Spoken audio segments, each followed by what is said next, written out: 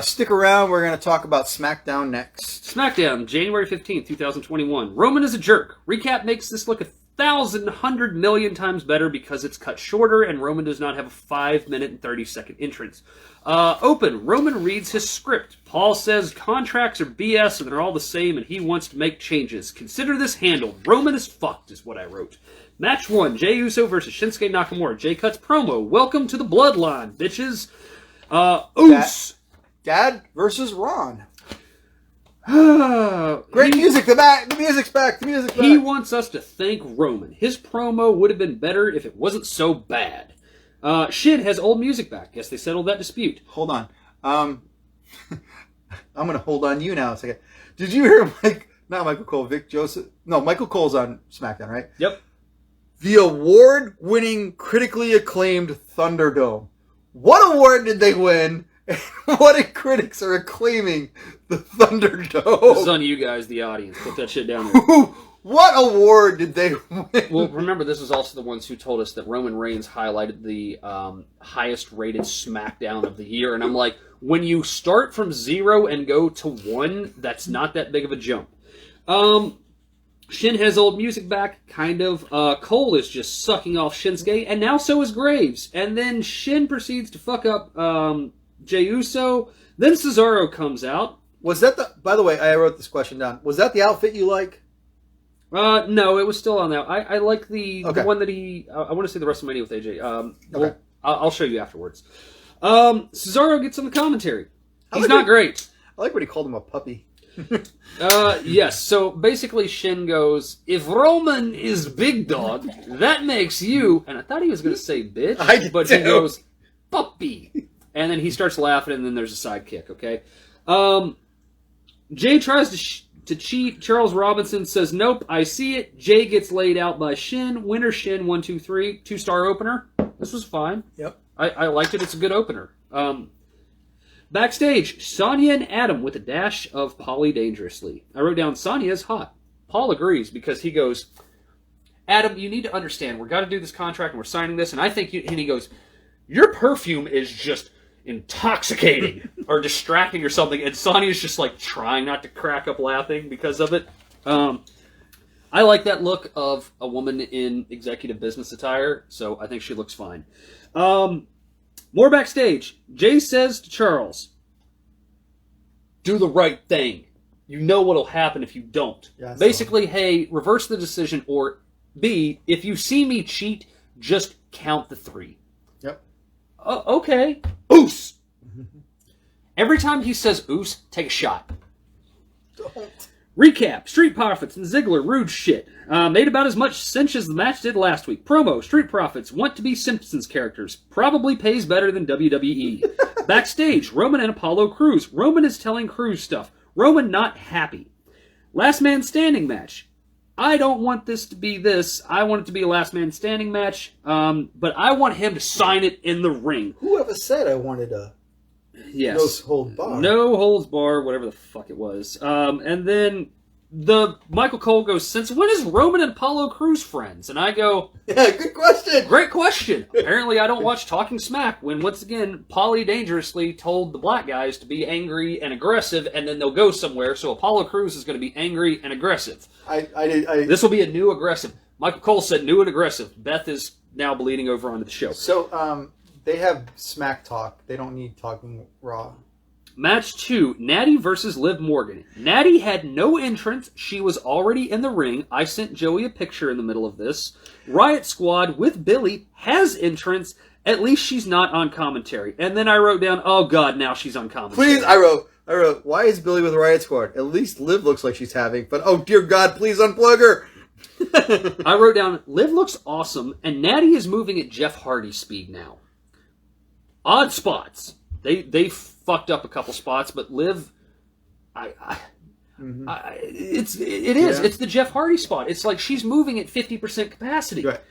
But hey, that was then Billy freaks out, jumps off the commentary, runs over there, and jumps in between of Ruby and jumps up in Tamina's face, and Tamina says, "What are you doing on this side? Get back to the other side." And Tamina goes to stomp off against Billy, and Billy freaks out and runs through the middle of the ring, and Liv goes, "What are you doing, Billy?" And then Natty hits her, and Natty wins. This was a 1.5-star match. I wrote down, fuck it, I don't care what I wrote down. Match 3. Wasn't it that Natty's 100th win or something like that? It was Natty's 1,500 match, I think is what she said. And she had Liv stretched out with the cross suplex. I can't remember what it's called. The picture will be right here. And she's like, suck it, Liv, basically. And the only thing I could think of is why is Liv Morgan, who was going to be here, now being sacrificed for the former greatness that is Natalya.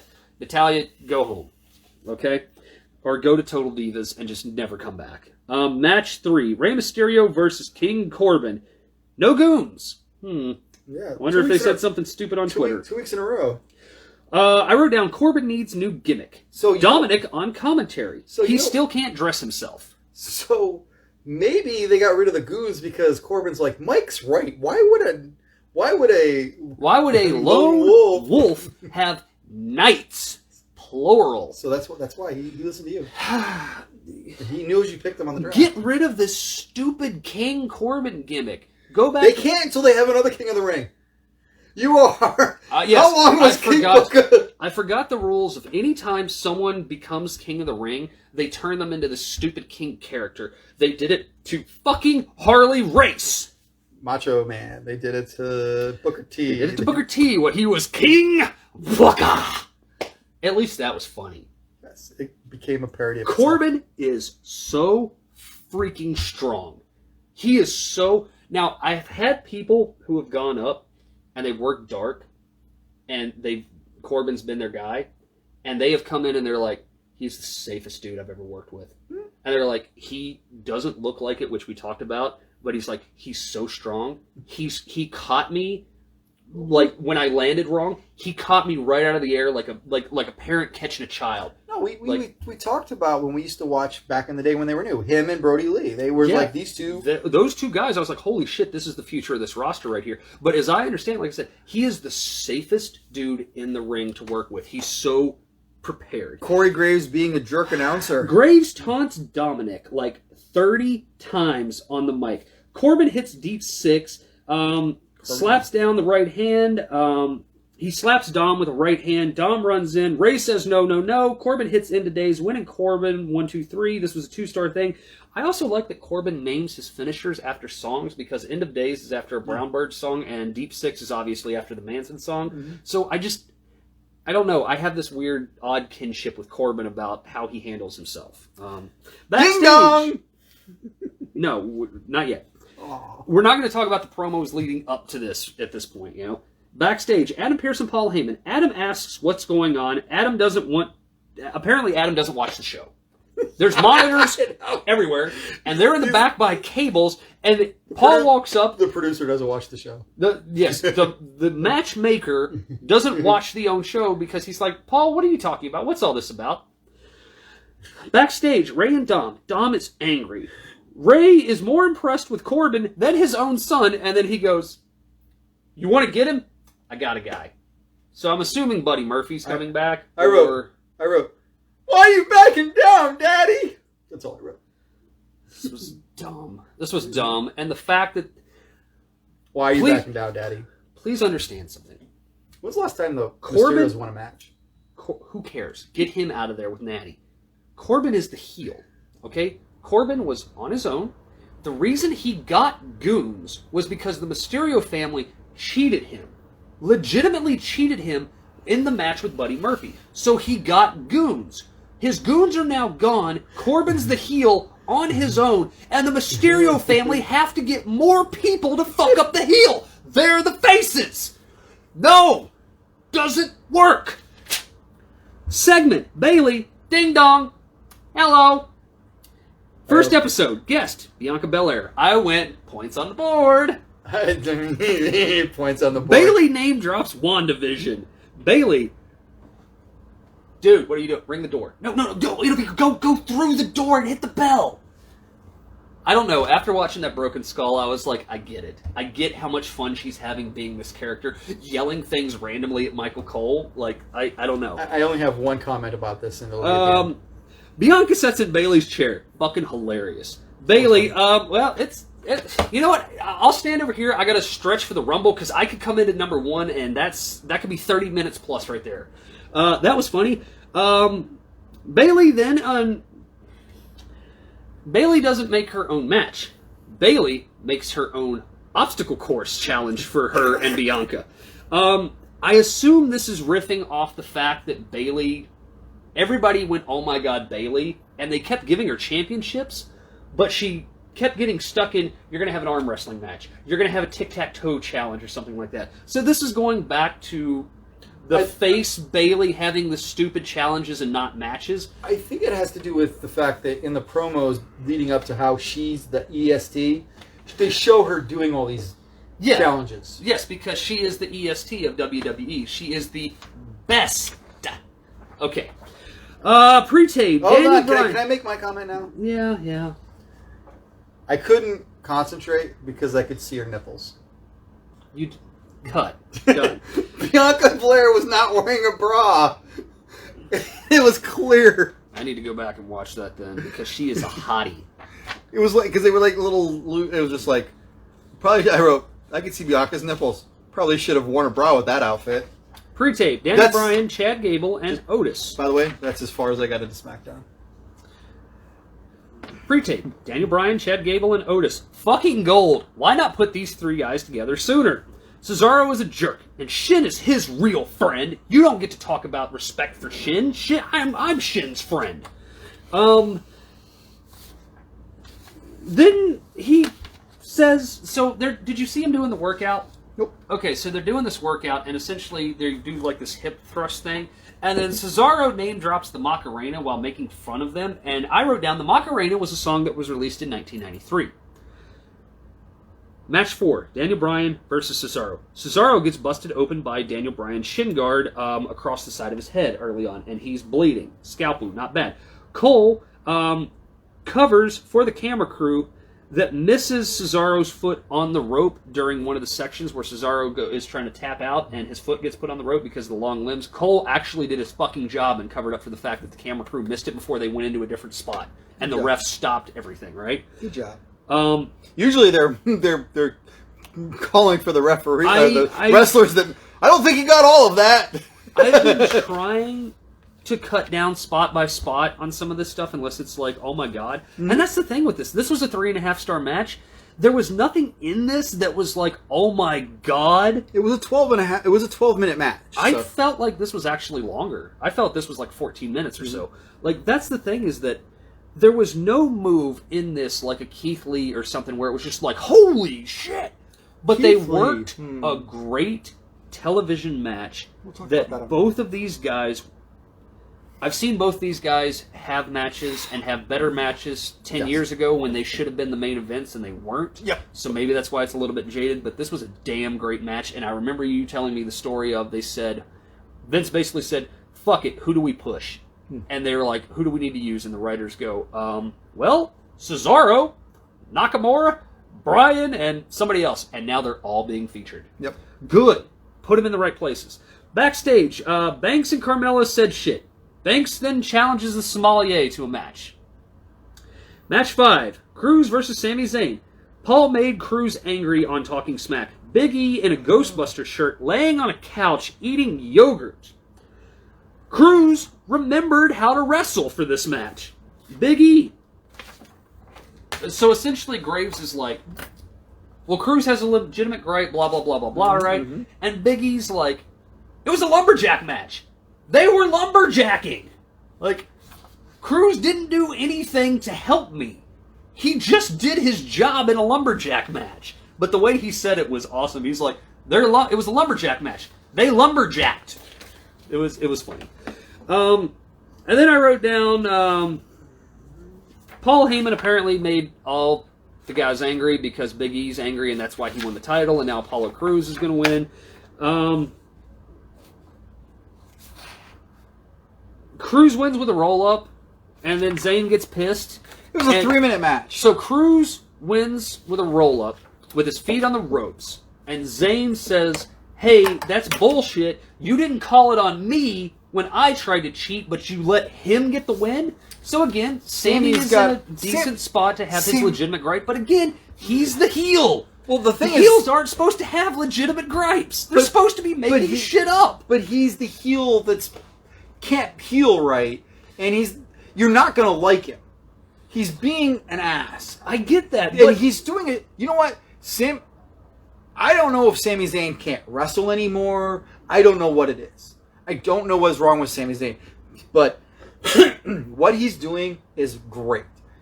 His character is spot on. The character is great, but again, the heel is not supposed to have a legitimate gripe. He's supposed to make shit up. Agreed. Didn't be a heel. You can't... okay. Anyway. Segment. Sean says contract signings are fucking stupid. Oh, okay. Quote. Asks, who likes them? I look at him and I go, Vince. And he goes, well, that makes sense. Adam takes forever to sign the contract. Can we just get to the good part on this? Yeah. So basically, they sign the contract, and Roman's all smiles, and he sits back, and he's basically like, "Okay." And Adam, and they played this segment over and over again. Pierce gets out of the ring, and he goes to walk up the apron, and he drops. And oh shit, my knee. And then he goes to stand up, and oh, he drops again. No shit, my knee. And Roman's like, "Look at this fucking guy," basically, right? And then Adam gets on the mic and says, "You know, like Paul said, all WWE contracts are the same. Card subject to change. I've got this old injury. I don't think I'll be medically cleared to wrestle when I come in. So we have to find a suitable replacement." And Roman's sitting in the chair, and he just goes, fuck. Like, I know where this is going. And then Ken Owens' music hits. KO comes out. He grabs the pin, signs the contract, throws the pin in the air, and he is all smiles. And I went... I ripped this last week because of this, and I actually want to talk about AJ's segment on Raw once we get to it. But, holy crap, this made so much sense and fixed everything that I said where I was like, man, I guess Adam Pearce doesn't watch the show. Right. Oh, he did. He did watch the show. He did watch Paulie say contracts are all bullshit, they're all the same. And Paulie, consider it handled. Right. Adam Pearce outsmarted Paulie dangerously and the head of the table, and now he's stuck in a last man standing match with Ken Owens.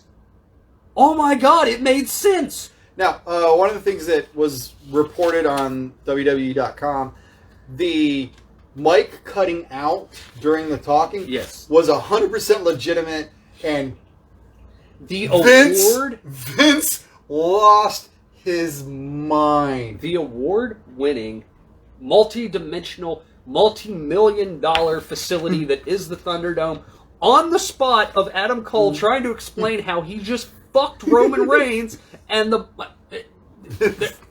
Alright, so we're going to go through this very, very, very, very... They can't even do their own good shit good. No, god damn it. So before we go to Raw, okay, we have to go to the Impact Wrestling Hard to Kill 2021 show because people got a lot of points in the show. Alright, so it's going to go super fast. Hard to Kill. Remember that movie? Yes, I do. Steven Skull. Yeah. All right. Impact Hard to Kill. First match: Crazy Steve and Rosemary versus Caleb with a K. And no, that's his name. Caleb with an A. I love it. That's good. Caleb with a K. And Tennille Dashwood, formerly known Emma. Crazy Steve and Rosemary win. Eric Young and Eric the Diener. Eric Young and Joe Doring, who no idea who that is. You want to talk about a boat missed Eric Young. Cousin Jake. Rhino and Tommy Dreamer, old school tag match. There was violence. Of course it was, because Tommy Dreamer legitimately cannot do anything else. Kara Hogan and Tasha Steelz. This is for the Impact Knockout Tag Team titles that they've just introduced. Is she a Hogan? Kara Hogan. She's black, so no. Okay. Hulk might. You never know. She was known as Fire in Shimmer. Oh, I do like her. So it's Fire and Flavor, because Tasha Steelz is apparently known as Flavor. So it's Fire and Flavor versus Havoc and Nevaeh. Okay. You would really like Havoc. So then there was Matt. So then Oh my God, she has the Nevaeh name. Yeah. Heaven spelled back. Oh God, that is some white trash right with there. oh, but that's always been her name, and Havoc. Okay. They're like the anti. Anyway, so Matt Cardona, formerly known as Bro, defeats Ace Austin. I hate Ace Austin, so that's fine. Every time I see it, I think it's Austin Aries. Yeah. And I'm like, oh, nope, it's not. Then Joey wins some points because Manic defeats Chris Bay and Rohit Rija for the Impact Wrestling X Division title. Manic gets unmasked at the end of the match, and it is, in fact, TJP. Then, the Impact Wrestling Knockouts title. Deonna Purrazzo versus Taya Valkyrie. Joey loses points. Joey loses points. Kevin wins points. By submission. The Karate Man. Versus Ethan Page. The Ethan Page was from the North. The Karate Man. This was done cinematic style. Apparently, it was like watching a Mortal Kombat video game. Did they... Please tell me they're trying to do Cobra Kai. I don't know. It was...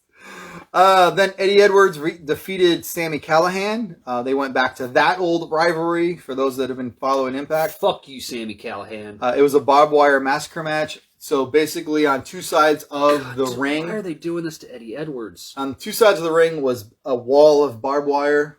Yeah. On the non-hard cam sides. And so basically the hard cam side and the ramp were clear. The other two sides were... It was like a... So the reason I say that, and I know Callahan's actually in and around the hometown area, and I have people who know him who are good friends that worked with him. The reason I hate him is because of the spot, including this rivalry that started off where Callahan took a folding chair and set it on top of Eddie Edwards, which Eddie Edwards had to hold in place, which looked fake as shit, which caused Callahan to take a aluminum baseball bat and swing it down like a sledgehammer style, like he was going to hit the chair into Edwards, and he missed the fucking chair and busted Eddie Edwards' skull open. Yes. Sami Callihan could kiss the whitest part of my ass. And then there was the main event, Doc Gallows, Carl Anderson, and Kenny Omega from AEW versus Chris Sabin, Moose, and Rich Swann. So the reason that Moose was involved in the match instead of Chris Sabin's other Alex Shelley. Alex Shelley came on social media and said, I don't have COVID. I don't have an orthopedic injury, but I cannot wrestle right now. There are things going on. I will be back. Okay. So it was very left in there. Whatever it is, take care, Alex. Yep. I've always liked you. And then, so Kenny Omega pinned Dad's Rich Swann. But, so it's funny because Kevin had a person on both sides of the match. So it's fine. So did they, cancel and then double each other Well, Kenny Omega got points for being the person who pinned. Yeah. Rich Swann is the one who got pinned. So here's the thing that doesn't make any sense. Okay. I do want to talk about this for a second. You have Impact, AEW invading Impact. Yes. AEW has all the followers. Yes. Impact has barely any. I posted on the page the ratings for where they're at. So, Impact is not even on the radar. So you have your AEW one guy with two of your Impact guys wrestle three of the Impact guys. Yeah. What good does it do for the AEW champion to pin the on your Impact show? Impact champion on the Impact show. You're not a writer though for. Oh, are you a writer for Impact and AEW now for this? No, it makes no fucking sense. Why would you bear? I mean, they've done nothing but Rich Swann has been the Cinderella story of Impact, according to Dad and the internet. It is. It is. I try and read. Why? Don't get. What I did read today was look for more interbrand. Why do we need more? They won. Fuck them. Get out of there. They're done. You just had your champion beat their champion. The only thing they're going to do is they're going to come back and they're going to do AEW and they're going to have Rich Swann and Kenny in a singles and Rich is going to beat Kenny in a singles. They're not going to tie the belts together unless Tony Khan buys out Impact, which he can't do because he'd have to buy a television station.